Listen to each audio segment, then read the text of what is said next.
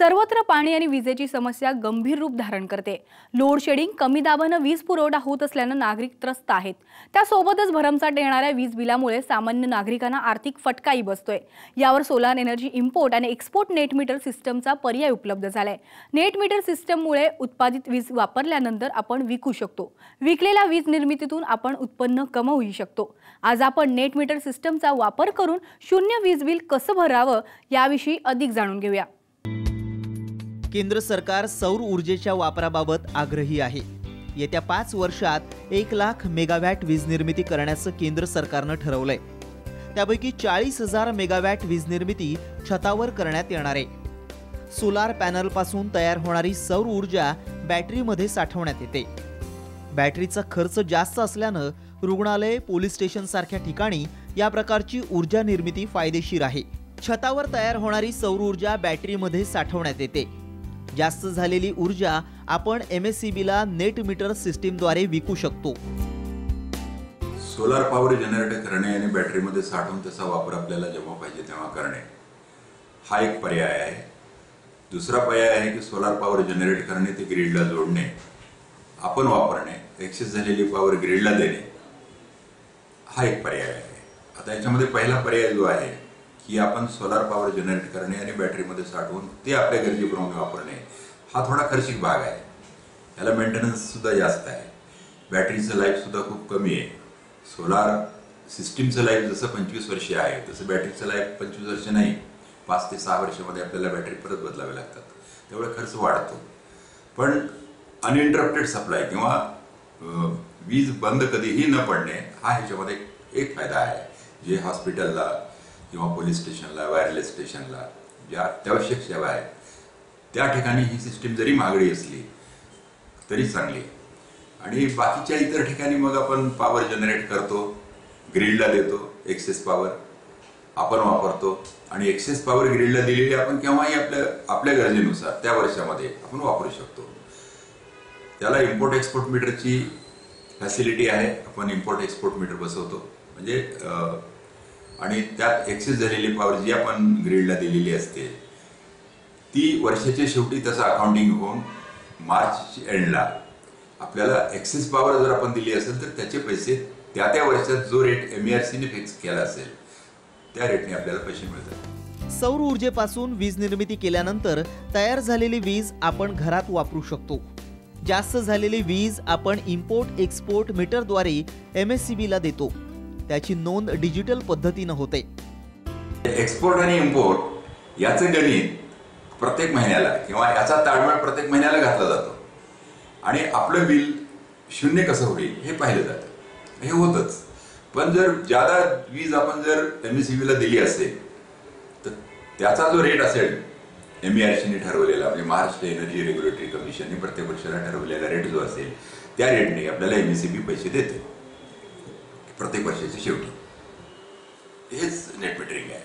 म्हणजे netting out ज्याला म्हणतो आपण, म्हणजे घेतलं किती आणि दिलं किती याचं बेरीज वजाबाकी करणं म्हणजे नेटिंग आउट। आपण वीज तयार केली, एवढी दिली, एवढी घेतली, मग ह्याची बेरीज वजाबाकी झाली की जे राहील, जे काही शिल्लक राहील, आपण जास्त दिली असेल तर ते आपल्याला पैसे देणार, आपण त्यांच्याकडून जास्त घेतली असेल, आपल्या सौर ऊर्जेपेक्षा जास्त त्यांच्याकडून घेतली असेल, आपल्याला त्यांना बिल द्यावं लागेल। डिजिटलच आहेत सगळे, डिजिटलच आहेत आणि त्याच्यामध्ये एकानंतर एक त्याच्यामध्ये इंडिकेशन्स येतात की आता पॉवर इम्पोर्ट होते, मग त्याचं डायरेक्शन दाखवलं जाते की पॉवर इकडे जाते, ते इम्पोर्ट मध्ये लिहिलेलं असतं। तिथं एक्सपोर्ट असेल तर एक्सपोर्ट लिहिलेलं असतं आणि असे एका सेकंदाला किंवा 2 सेकंदाला किंवा त्याचं टाइम सेटिंग जे असेल त्या सेटिंगला ते फिक्स केलेलं असतं आणि एक रेडी घेत जाते।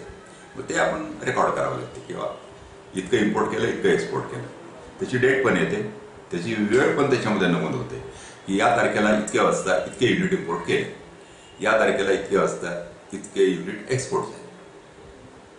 ते सगळं डिजिटली असतं आणि एका महिन्याचा किंवा 3 महिन्याचा किंवा 6 महिन्याचा जसं मीटरची कॅपॅसिटी असेल त्याचं स्टँडर्ड जे असेल त्याचा डाटा त्याच्यामध्ये स्टोअर केलेला असतो।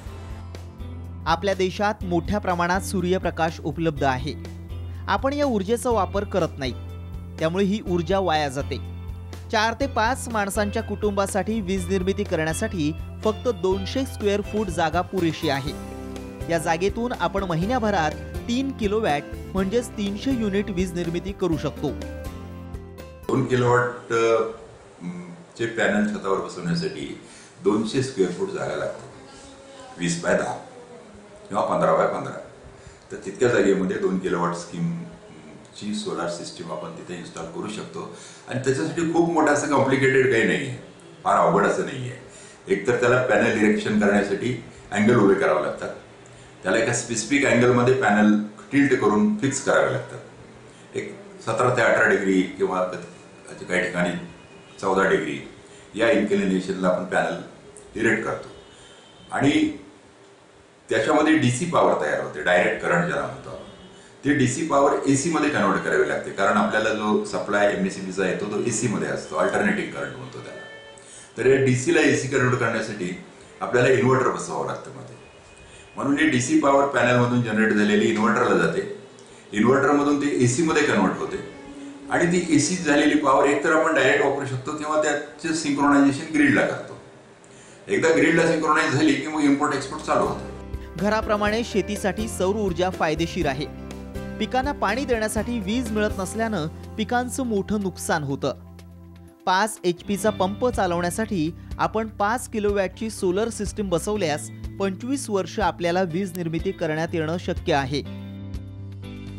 किमान 5 HPचा पंप त्याच्या बोरवर किंवा विहिरीवर हा जर चालवायचा म्हणला तर 5 किलोवॅटची सोलार सिस्टीम त्यांना तिथे इन्स्टॉल करावी लागते. त्याच्यासाठी सोलारवर चालणारा पंप बसवावा लागतो आणि त्याला एक छोटं रेग्युलेटर बसवावं लागतं किंवा इन्व्हर्टर बसवावं लागतं. तर याचा सगळा खर्च जवळपास 4 लाख रुपये येतो. पंपाचा पंप, त्याचे पॅनल्स आणि त्याचं रेग्युलेटर हे सगळं होऊन. याचा जर विचार केला तर सर्वसामान्य शेतकऱ्याला हे थोडंसं अवघड आहे, परवडण्यासारखं नाही आहे. म्हणून काही राज्यांनी असं केलेलं आहे की 50% आणि त्याच्यापेक्षा जास्त सबसिडी शेतकऱ्याला दिलेली या पंपासाठी खास. महाराष्ट्रामध्ये काही आदिवासी भागामध्ये एक प्रायोगिक तत्वावर याचं काम सुरू केलेलं आहे त्यांनी महाराष्ट्रामध्ये. पण सगळीकडे हे नाही आहे, सगळ्या जिल्ह्यात हे नाही आहे. नंदुरबार जिल्ह्यामध्ये, धुळे जिल्ह्यामध्ये वगैरे या भागामध्ये काही आता काम झालेलं आहे सुरू यावर्षी. पण हे सगळ्या शेतकऱ्यांना जर हे करायचं असेल तर त्याच्यासाठी हा एक चांगला म्हणजे अतिशय चांगला पर्याय आहे. ही सोयीस्कर आणि याचं आयुष्यमान जे आहे या सोलार सिस्टीमचं 25 वर्ष आहे. म्हणजे एकदा आपण जर इन्स्टॉलेशन केलं त्या पंपाचं आणि त्या पॅनलचं तर 25 वर्ष शेतकऱ्याला दिवसभर पाणी देण्याला काहीही अडचण होणार नाही. याचा खर्च मी आता म्हणल्याप्रमाणे खूप जास्त आहे. 4 लाख रुपये म्हणजे शेतकऱ्याला खूप जास्त वाटतात. तर त्याच्यासाठी शासनाने याला मोठ्या प्रमाणात सबसिडी दिली पाहिजे. कमी दराने व्याज पुरवठा केला, कमी व्याज दरानं त्याला राहिलेले पैसे म्हणजे 50% सबसिडी आणि 50% बँकेतून कमीत कमी दरानं त्याला जर फायनान्स केला तर ही एक चांगली योजना होऊ शकते. सोलर सिस्टम मधून तयार होणारी वीज बॅटरीमध्ये साठवावी लागत असल्यानं अनेक जण सोलर ऊर्जेचा पर्याय स्वीकारत नव्हते. मात्र आता नेट मीटर सिस्टमचा पर्याय उपलब्ध असल्यानं आपल्या घरातील सौर ऊर्जा MSEB कडे आपण साठवू शकतो. त्यामुळे जास्तीत जास्त नागरिकांनी सौर ऊर्जेचा वापर करावा असं आवाहन जिल्हाधिकाऱ्यांनी केलंय. नेट मीटरिंग हा एक मुख्य चांगला पर्याय समोर आलेला आहे. यामध्ये आपण आपल्या घराच्या छतावरती आपल्याला लागणाऱ्या कॅपॅसिटीचे पॅनल्स लावून त्यामध्ये तयार होणारी सौर ऊर्जा आपल्या रेग्युलर इलेक्ट्रिसिटी लाईनमध्ये जोडू शकता. त्यासाठी एक वेगळ्या प्रकारचं मीटर येते, त्याला नेट मीटर असं म्हणतात. ते दोन्ही साईडनं चालू शकते. म्हणजे आपण शासकीय MSEBची वीज घेतली तर जे सध्याचं मीटर आहे त्याच्याच प्रमाणात त्याची मीटरिंग होईल. परंतु जर आपली छतावरील ऊर्जा आपल्या गरजेपेक्षा जास्त तयार झाली तर तेच मीटर उलट्या स्वरूपामध्ये पण चालेल आणि आपणाला त्यामधून उत्पन्नसुद्धा भेटू शकेल. लातूर शहरात मोठ्या प्रमाणात नागरिक सौर ऊर्जेचा वापर करतायत. सौर ऊर्जेच्या वापरामुळे त्यांच्या विजेच्या खर्चात मोठी बचत झाली आहे. महिन्याकाठी 10 ते 15 हजार रुपये त्यांना वीज बिलापोटी भरावे लागत होते. ते बिल आता 400 ते 500 रुपयांपर्यंत आलंय. माझ्या घरी 10 किलोवॅट ही रिन्युएबल एनर्जी जनरेट होते, ज्यामुळं मला मागच्या 3 महिन्यामध्ये 3-4 महिन्यापासून माझं नेट मीटरिंग झालेलं आहे. तर त्यामुळं मला लाईट बिल हे सध्या अजिबात नाही आहे. उलट माझा दर महिन्याला जवळपास 8 ते 10 हजार रुपयाचा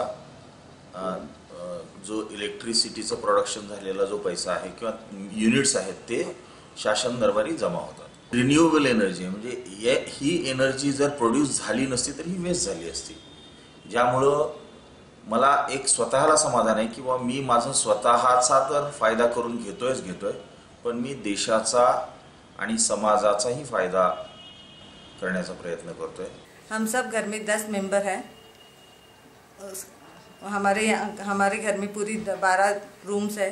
उसके अंदर 5 जगह एसी लगी हुई है और आटा चक्की, वॉशिंग मशीन, मिक्सी, फ्रीज ये सब चलाने के बाद भी इसके पहले का लाइट बिल हमारे को 12,000 रुपये आता था. पर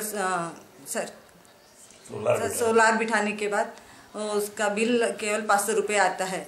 माझ्या घरातले सर्व विद्युत उपकरणं, फ्रीज, टीव्ही, एसी, मोटर पाण्याची सर्व काही त्याच्यावर चालतं. आणि हे सर्व सोलारवर करायच्या आधी माझं लाईट बिल साधारण 8,000 ते 9,000 ह्या दरम्यान येत होतं, जे की सध्या 1,000च्या आत आहे.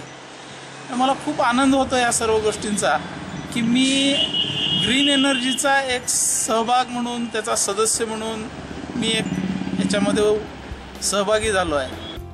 संपूर्ण जगात क्लीन अँड ग्रीन एनर्जीच्या दिशेनं काम मोठ्या प्रमाणात सुरू आहे. जर्मनी, स्पेन, अमेरिका आणि चीन हे देश सौर ऊर्जेकडे वेगानं वाटचाल करतायत. केंद्र सरकारही सौर ऊर्जेच्या वापराबाबत आग्रही आहे. भारतात पंजाब, गुजरात आणि मध्य प्रदेशात मोठ्या प्रमाणात सौर ऊर्जेचा वापर सुरू आहे. कर्नाटक राज्यातही सौर ऊर्जा निर्मितीला प्रोत्साहन देण्यात येत आहे. त्यामुळे लातूर शहरातल्या नागरिकांप्रमाणेच इतर शहरातही मोठ्या प्रमाणात नागरिकांनी सौर ऊर्जा निर्मिती करणं गरजेचं आहे. दीपक क्षीरसागर, साम टीव्ही, लातूर.